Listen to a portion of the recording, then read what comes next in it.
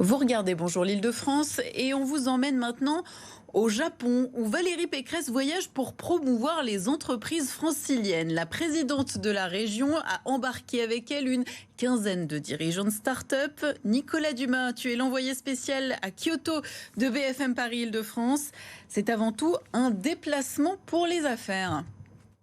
Bonjour Marguerite, une quinzaine de start-up font partie de ce voyage de 4 jours au Japon. Ce matin, Valérie Pécresse a rencontré le gouverneur de Kyoto, puis elle s'est consacrée à des visites en entreprise avec Nidec, un fabricant japonais de moteurs électriques. À midi, un cocktail déjeunatoire où elle a prononcé quelques mots en japonais, langue qu'elle connaît, afin de permettre à ces start-up de réseauter. Cet après-midi, elle se rend chez Nintendo, le fabricant de consoles de jeux personnelles, puis chez Oriba. Cette dernière est installée en Île-de-France. Elle a son siège social français à Palaiseau. Si le déplacement à Tahiti d'Anne Hidalgo a fait polémique ces derniers jours, Valérie Pécresse entend bien que celui-ci n'en fasse pas.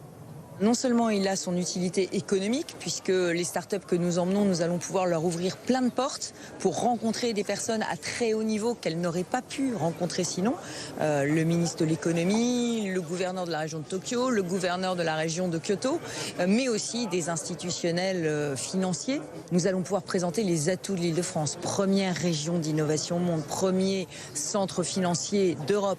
Donc nous avons aujourd'hui des atouts à mettre en avant.